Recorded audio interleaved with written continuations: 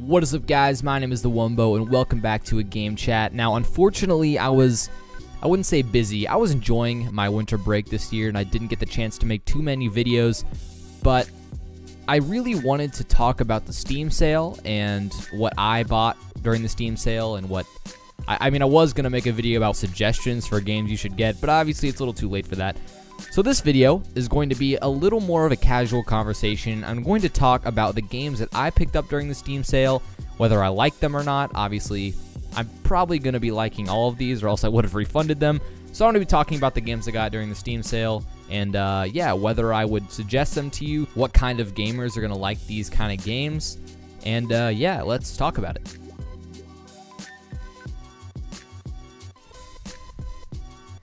So the first game that I picked up here is Bit Blaster XL. I believe this was 49 cents or something like that. This is not a super high-end crazy game. It's literally just you control a rocket and you press some buttons and you shoot some circles coming at you. But 49 cents, I believe it has Steam trading cards, although I'm not sure on that. But regardless, for 49 cents, it's been well worth it, and I think I have an hour and a half maybe in it, which is completely worth 2 quarters basically.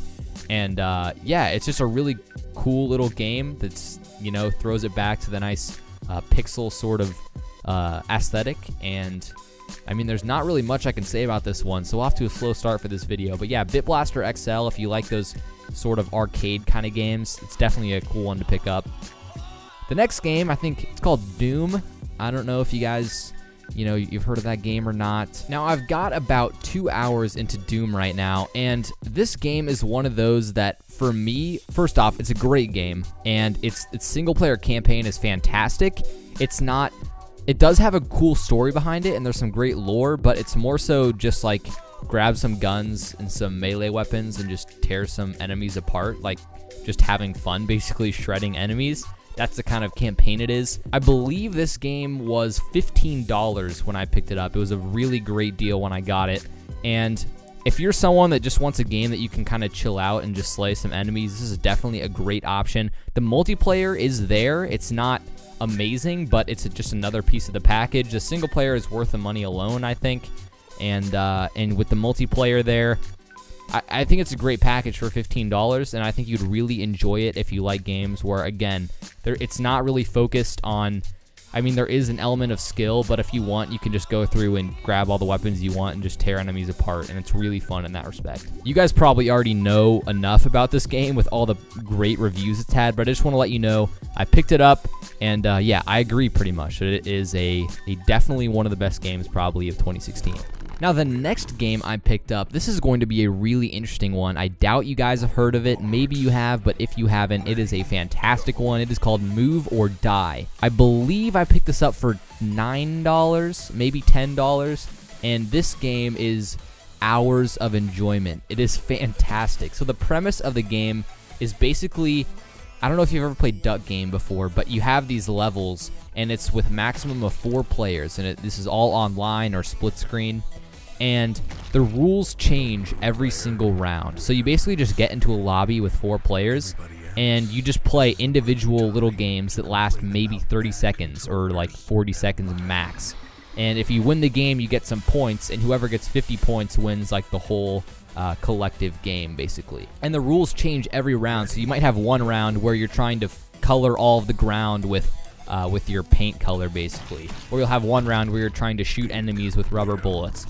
Or you have one round where you're trying not to fall. Or one round where you're trying to hit enemies into some balls of light after you hit them. It's complicated. You'll have another round where you're trying to build blocks to get past and not fall into the ground. You'll have a round where it's sort of a speed time trial where you're trying to get to the end. There's like tons of different game modes, and this is just a really, really cool game. It's very, very fast paced and just a lot of fun, especially if you're playing with friends. It's an awesome game to just sit down on the couch and play or play online. Plus, not only is all that awesome, but it has a really cool narrator. The developer asked me to say this. So yeah, if you got $10 to throw into a game, I would definitely recommend Move or Die. The next game I picked up, definitely also a fantastic one. I don't know if you've heard of it or not. It's called Overcooked. It's been getting great reviews, but it is more of an indie game. I have 11 hours in it already, and it is a definite couch co-op game. If you don't have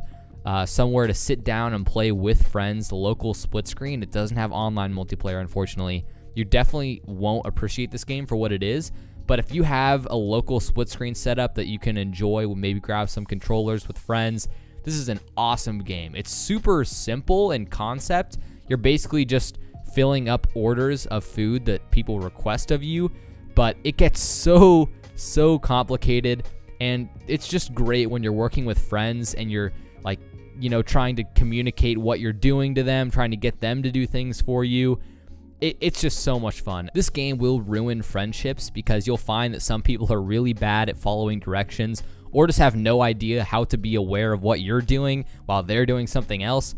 It's a fantastic game. Plus, the levels are constantly changing. There's a ton of content here, and they also came up with a new expansion pack, basically, that was free over the holidays that adds even more content. They're adding DLC as we speak.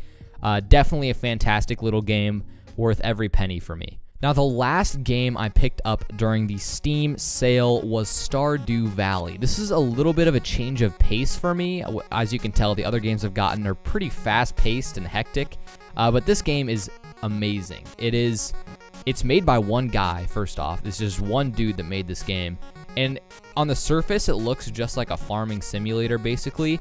What drew me to it was sort of like that Pokemon style. It's got that sort of Pokemon look. But basically, if you've ever played Harvest Moon, it's kind of like that. You basically just work on your farm and you try to manage resources and build up into a better and better farming operation, getting better sprinklers, getting, you know, new chicken coops and new farm animals, and getting new types of crops as you go. And so on the surface, it looks just like that, and that's obviously a big part of it. It's mainly for the farming. But there is so much more depth to this game than I originally realized. The basic premise of it is you're this person whose grandfather passed away, and they basically left you this land in Stardew Valley to make a farm. And you're part of this little community of about 30 people, I think. And it's just a really cool game to sort of relax and you know, get away from it all. Basically, you can kind of go around the rest of the town. All of the characters have a lot of dialogue and a lot of personality, and you can get to know them, and you can find out what they like, what they dislike. There's like festivals in the town and all kinds of special events. You can go around to all the shops, and you know, there's even like mining and fishing. There's so much more than just farming. There's like dungeon exploration. A fantastic game. I have 15 hours in already. And yeah, I mean, all I can say is if this is something that has interested you and what I've described it as, you'd probably like this game. It's definitely a little more slow paced. And that's sort of what just the style is, the aesthetic of it. It's more of a chill game where you kind of sit down, grow some crops, walk around, and just appreciate the atmosphere. If that's a game you're interested in, something to sort of chill out a little bit, maybe after playing Move or Die, you'd like this game.